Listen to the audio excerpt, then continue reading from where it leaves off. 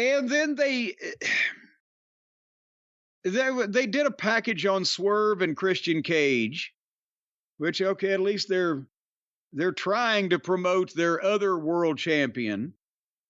It was highlights and a blah, blah, blah, and we'll see more of them in a little while. But all of a sudden, then, here the music plays again, and here comes Edge, one of their biggest stars.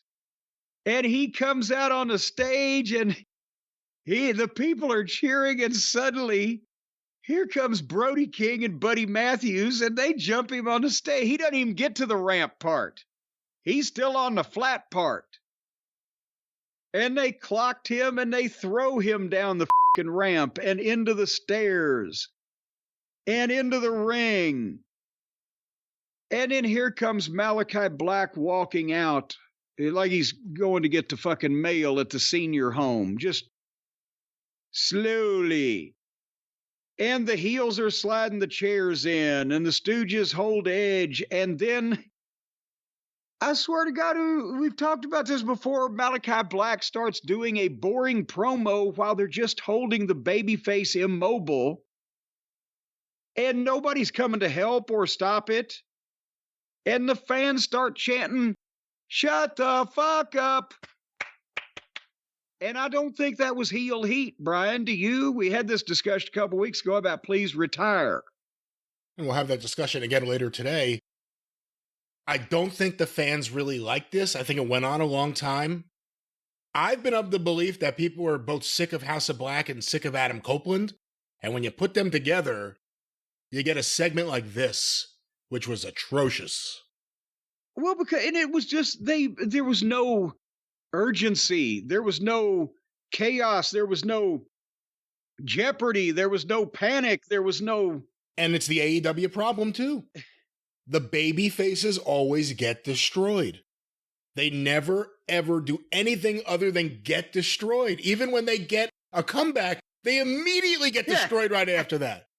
And it happened to Adam Copeland here. Top babyface was destroyed forever by a mid-card heel stable that aren't really that over, who do boring promos. And he wasn't destroyed forever, like endlessly. He was it just took forever. Took forever. Because they were choking him, and they choked him out, which is, boy, that's, in a violent angle, a choke out is about as goddamn passive. It's like putting somebody to sleep. It was a goddamn Kevorkian. If only, they choked him. If only there were baby faces to run out and save him, and then one does it, he gets his ass kicked too. Just this whole thing. What? Little King of the Hill, they got three big heels. So the King of the Hill fucking thing with the baby faces trying to get in and help, but they've got the high ground. But nevertheless, they choked him out and took off his wedding ring, and Malachi Black put it in his pocket. And then Kyle O'Reilly appeared and attacked the heels. And I think for about 23 seconds, the people were up, and this was exciting. And then they stopped him, and bleh. And then all three of the heels ran and kicked two chairs that were, Edge was in the corner, and a chair was leaned up on either side of him. And a heel ran down each apron, and the other heel was in the middle of the ring, and they all kicked him at the same time. And his head didn't explode. So I assume he can be put back together again. But then the heels leave, and both the baby faces are unconscious and immobile, just laying there. And O'Reilly's on the floor, and his sock face is trying to put over how bad Edge is hurt. He says, but the camera's panning by O'Reilly laying there like he's been hit by a fucking truck on the goddamn pavement. Somebody's got to look at Kyle O'Reilly, but we need serious medical attention for Adam Copeland.